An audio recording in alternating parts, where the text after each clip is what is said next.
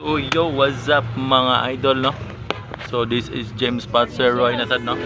So karon mga idol, this video, no, mag-istorya ta unsay kalahian sa top grade quality o UE pair, diba?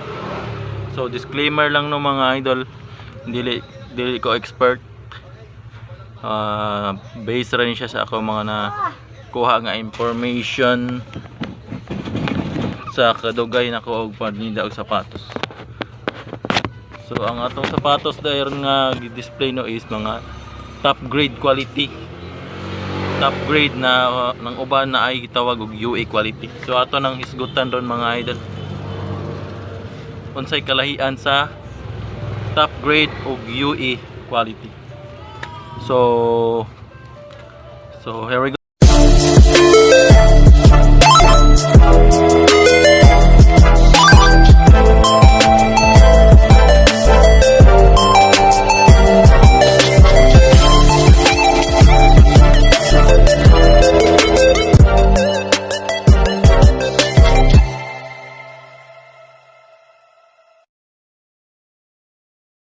Okay, so di na ta maghisgot sa orig, no, kay orig na siya. Atong isgutan is ang top grade og UE pair, no, o UE. So magsugod ta sa UE, no. Ang UE meaning ano niya, unauthorized authentic. So ang top grade sad, basta top grade, ang kuan siya kasagaran top grade OAM. So magsugod ta sa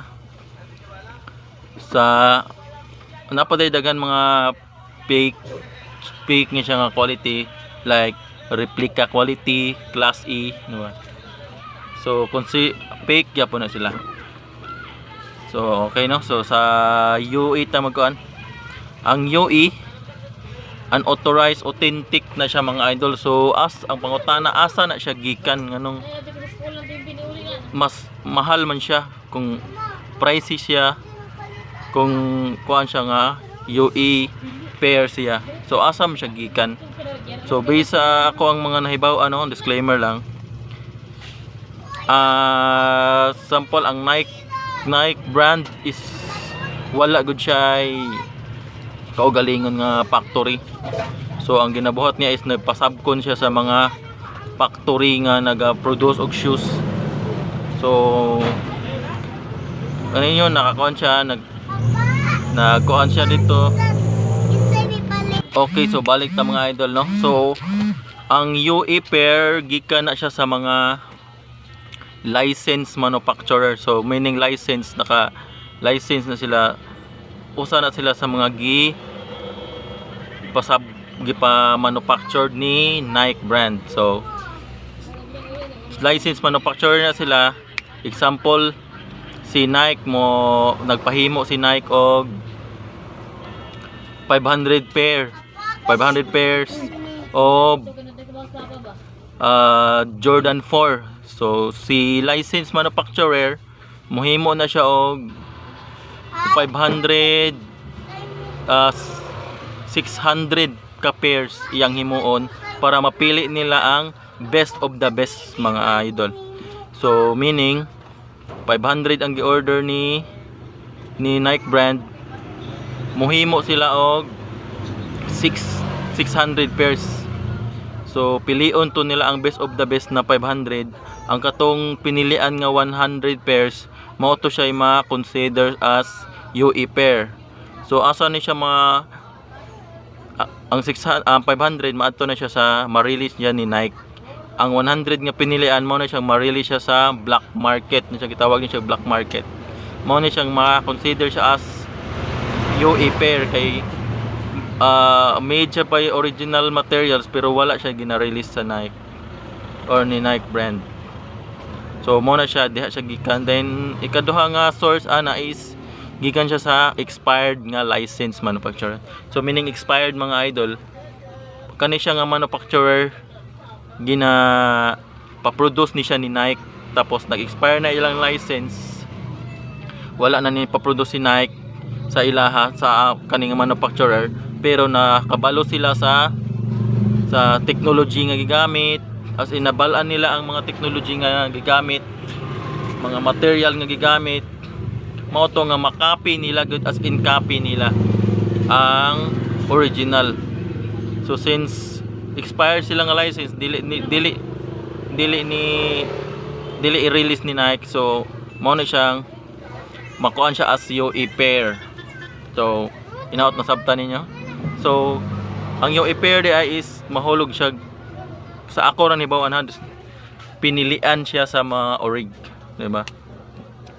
So mao na to ang duha ka gigikanan anang UE pair, no? Ang license manufacturer pinilian nila ug ang expired license nakabalo na sila sa technology, sa materials nga gigamit, mao nang makarelease sila og same quality, mo nang ma-consider siya as UE quality, di ba? Mga details nakuha nila, nahibaw-an na nila kay manufacturer man sila sa una. So arita sa kanang tawag nila mid-tier, mid-tier, high-tier. Kuha na siya, gikan gyapon na siya sa mga almost copy ra na siya, almost ra na siya. So ang tawag ana niya is dili gina siya UE. Ang tawag ana is sa kuan is UP amo tawagan na. UP meaning unauthorized pair na siya. Unauthorized pair ang tawagan na siya.